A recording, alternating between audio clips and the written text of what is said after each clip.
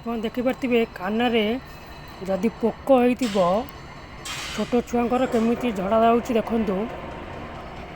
ପୋକ ବାହାରୁଛି କେମିତି ଆପଣ ଦେଖିପାରୁଥିବେ ପତ୍ରରେ ଯେତିକି ସବୁ ଏସବୁ ପୋକ ସବୁ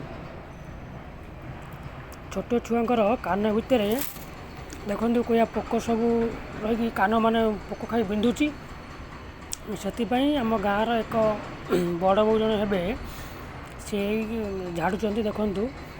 ଯାହାର ବି ଯେକୌଣସି ଛୁଆଙ୍କର ପିଲାଙ୍କର ଏଭଳିଆ ଯଦି ହେଇଥିବ ତାହେଲେ ମୋତେ ମେସେଜ୍ କରନ୍ତୁ। ଆପଣଙ୍କ ପାଖରେ ଏହାର ସେବା ବି ମିଳିଯାଇପାରିବ। ଦେଖନ୍ତୁ କେମିତି କାନ ଭିତରୁ ପୋକକୁ ବାହାର କରାଯାଉଛି। ଭଲ ଭାବରେ ଦେଖନ୍ତୁ। ଏହି ଦେଖନ୍ତୁ ଇଏ ବର୍ତ୍ତମାନ ବାହାରିଗଲା ଯେଉଁ ଜଡ଼ିବୁଟି ଦିଆହେଇଥିଲା। ତାପରେ ଦେଖନ୍ତୁ କାନ ଭିତରୁ ପୋକ ସବୁ ଦେଖନ୍ତୁ। ଏ ପୋକକୁ ସବୁ କଢ଼ା ଯାଉଛି ଦେଖନ୍ତୁ ସବୁ।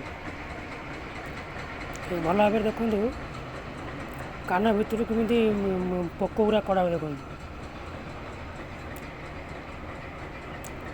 ଦେଖିପାରୁଥିବେ ଛୋଟ ଛୋଟ ପୋକ ଇଏ ଯାହାକି ଭବିଷ୍ୟତରେ ବହୁତ ଭୟାନକ ଉପରେ ବି ଯାଇପାରେ। ଦେଖନ୍ତୁ ଯାଇ ଟିକି ଟିକି ପୋକ ଗୁଡ଼ା ବାହାରୁଛି।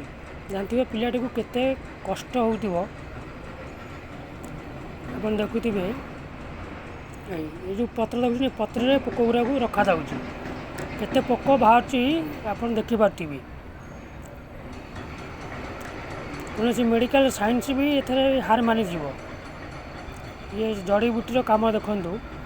କୋୟା ପୋକ ଆପଣ ଦେଖିପାରୁଛନ୍ତି ଦେଖନ୍ତୁ ଭଲ ଭାବରେ। ଯଦି ଆପଣଙ୍କ ଅଞ୍ଚଳରେ କୌଣସି ଏଭଳି ପରିସ୍ଥିତି ଘଟିଥାଏ କି ଏଭଳିଆ କୌଣସି ପିଲାର କାନ ଭିତରେ ପୋକ ହୋଇଥାଏ ତାହେଲେ ମୋତେ କମେଣ୍ଟ କରି କୁହନ୍ତୁ। ଆପଣଙ୍କୁ ବି ସେବା ମିଳିପାରିବ।